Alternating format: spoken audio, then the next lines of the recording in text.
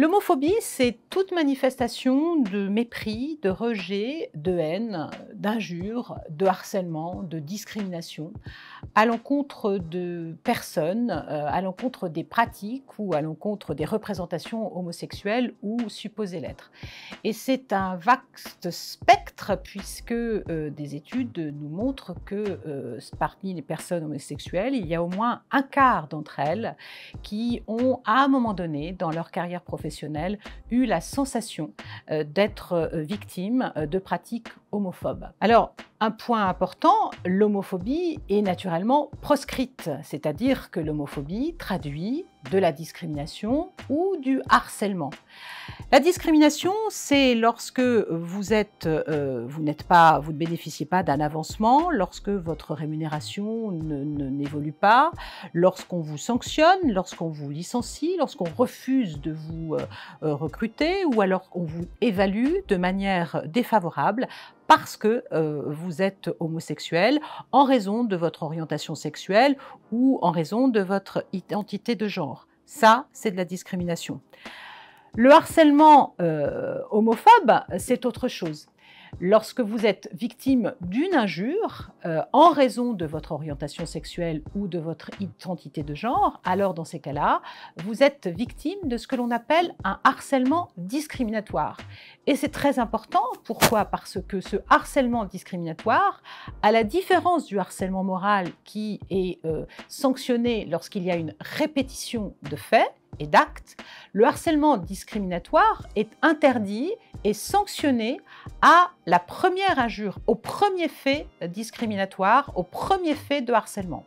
Donc, lorsque vous êtes victime soit de harcèlement discriminatoire, soit de discrimination, il faut impérativement que vous vous rapprochiez de votre employeur pour l'informer des difficultés auxquelles vous êtes confronté, et votre employeur doit vous protéger. Vous protéger en vous sortant immédiatement de la situation de rejet et de souffrance, mais vous sortir de la situation de souffrance et de rejet, ça ne veut pas dire vous déplacez-vous, ça veut aussi et surtout dire sanctionner l'auteur des faits de harcèlement discriminatoire ou de discrimination, de faits homophobes dont vous êtes la victime. Alors, la réaction immédiate, efficace de la part de l'employeur impose de sa part qu'il ait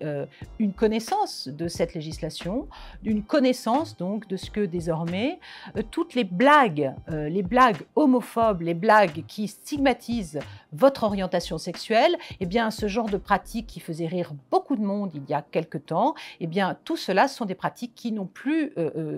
cours dans les entreprises, et souvent l'employeur a besoin de prendre conscience lui-même de ce que les mentalités ont évolué, qu'elles doivent évoluer, y compris dans l'entreprise. Donc ça impose d'avoir identifié le problème avec notamment toute l'évaluation des risques professionnels et notamment des risques en lien avec l'homophobie dans l'entreprise, mais ça implique aussi de former le personnel, tous les managers à l'encontre donc de la lutte contre l'homophobie, et puis particulièrement de former les salariés qui sont chargés des ressources humaines et du recrutement en entreprise. Si vous vous êtes plaint et que votre employeur a pu réagir et que la situation est redevenue normale, tout va bien.